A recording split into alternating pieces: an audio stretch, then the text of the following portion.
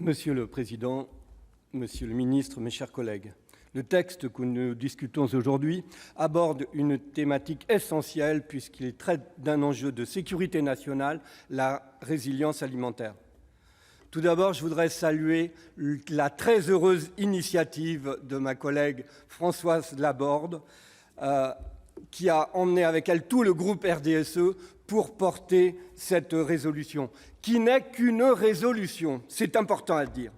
La sécurité alimentaire est un enjeu qui a toute son importance. Historiquement, à la base de l'action publique et de l'ordre public, son importance pour la sécurité civile est aujourd'hui oubliée. Et pourtant, dans un contexte marqué par les aléas climatiques de plus en plus nombreux et graves, par des pénuries d'eau inquiétantes, par des prix fluctuants de l'énergie, cette question semble plus que jamais d'actualité.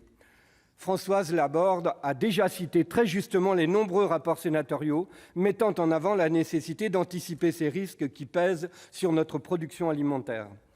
Face à ces menaces, nos villes comme nos campagnes ne sont pas préparées. En effet, elles sont sous perfusion des grandes surfaces et leur système logistique. Leur autonomie alimentaire est particulièrement faible, de l'ordre de 2% pour les aires urbaines et guère plus élevée pour les territoires ruraux qui utilisent finalement quasiment les mêmes circuits d'approvisionnement. De plus, comme l'a souligné tout à l'heure notre collègue Dominique Théophile, la question des outre-mer est ici particulièrement importante, puisqu'une part très importante de leur alimentation est importée depuis des territoires bien éloignés et via des circuits d'approvisionnement vulnérables à des événements climatiques. Face à ces menaces, les pouvoirs publics manquent de réponses. Les plans Orsec prévus pour gérer des crises exceptionnelles et de courte durée sont insuffisants pour répondre à des aléas climatiques ou à des pénuries sur le long terme. S'ils font leurs preuves quand ils sont employés, ils ne sont pas prévus pour faire face à un risque systémique. C'est toutes ces questions qui ont été mises en lumière par le travail de Stéphane Linou, pionnier du mouvement locavore et auquel Françoise Laborde l'a rappelé, ce texte fait écho. Je viens de l'apprendre, monsieur Stéphane Linou, qui est présent, vient d'être lauréat d'un prix national concernant l'information, la prévention et la résilience. C'est une véritable reconnaissance de son travail de chercheur. Sa démarche innovante a soulevé la pertinence du sujet et la carence qui existe aujourd'hui dans la prise en compte de ces enjeux, puisque des militaires, par rapport aux doutes concernant le ministère des Armées, des militaires et de nombreuses personnes au sein des services d'État et des collectivités locales se sont montrés très intéressés par son travail.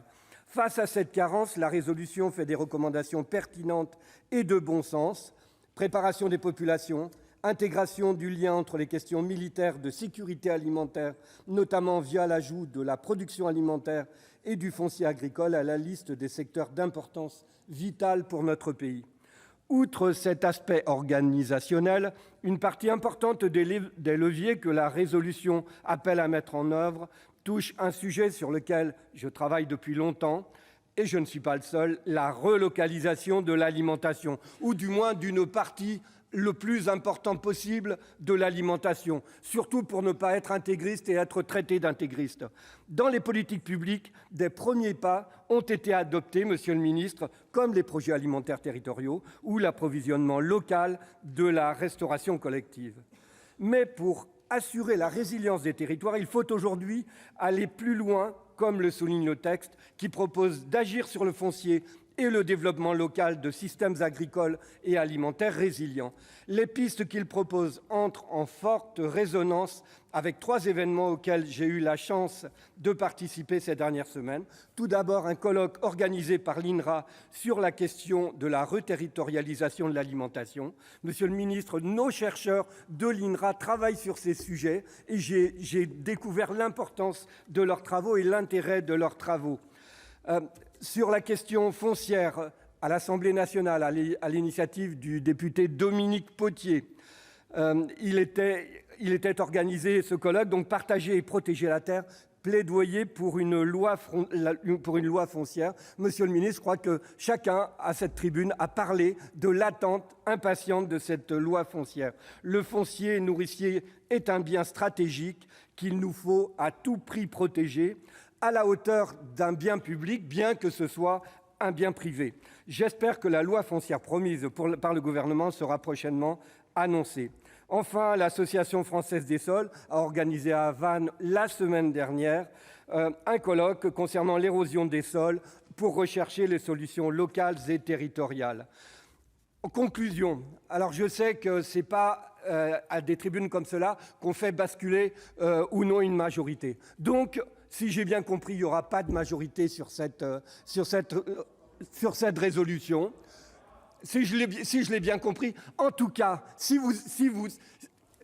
une simple résolution qui donne un accent fort, qui donne un signe fort par rapport à notre population, mais aussi par rapport à nos agriculteurs.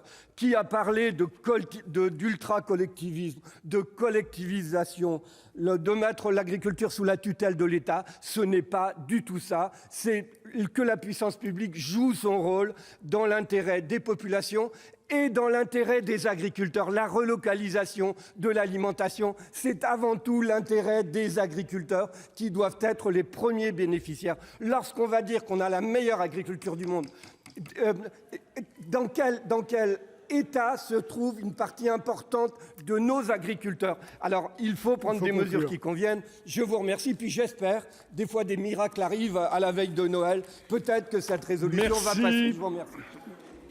La parole est maintenant à Monsieur Didier Guillaume, ministre de l'Agriculture et de l'Alimentation.